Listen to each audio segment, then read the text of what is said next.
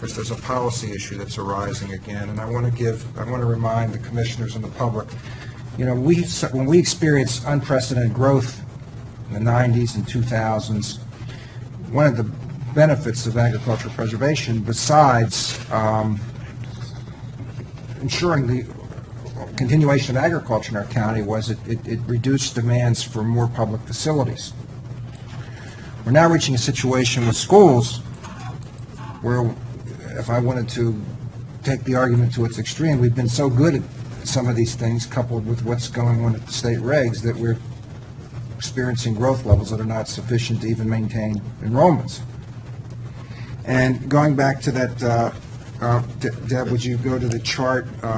You mean the worksheet? Yeah, the very top right there. Can you expand that? Can you zoom that a little bit on the top right? Zoom that a little bit to like 65% or something like that, so I can read it.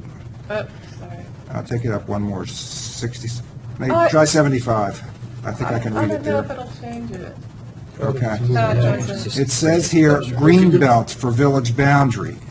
And Mr. Hager brought up a question of whether or not that's a public policy discussion we need to have, whether we want to establish green belts around these towns. I don't know the answer to that. Mr. Rothschild, we're not creating green belts around towns. Landowners are creating green belts around towns. We don't target properties according to where they are. We don't target properties, period.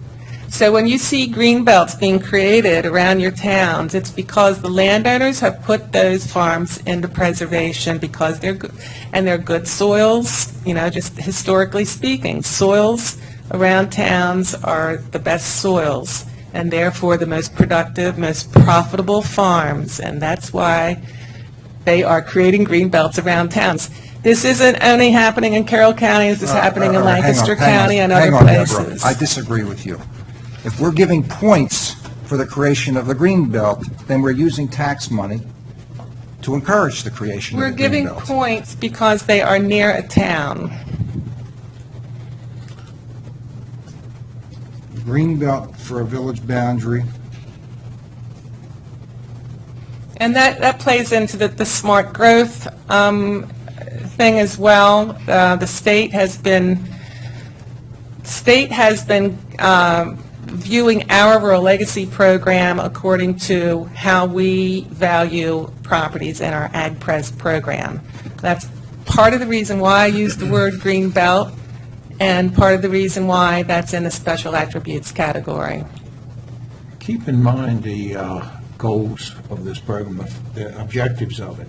They're not to preserve green belts, not to preserve parks or anything. They're to preserve agricultural business, agribusiness in this county. I agree with that statement. This is up to the individual landowner, and this is only a mechanism where they can preserve that farm in perpetuity to stay agricultural. But the question that arises, Commissioner, is if we've got two identical farms characteristically, and one of them is 3 miles outside of Hampstead, and the other is right up adjacent. Let's use a better one. Let's use New Windsor. And one of them's 3 miles outside of New Windsor, and the other one's right up against the town boundary. In this case, the one up against the town boundary, the village boundary, would get more points. It arguably doesn't do anything to further the goal of continuing agriculture, but it also has the effect of making it more difficult for some of these small towns to expand that are increasingly finding it hard to amortize their water and sewer costs to go over such small populations, as evidenced by Union Bridge and New Windsor.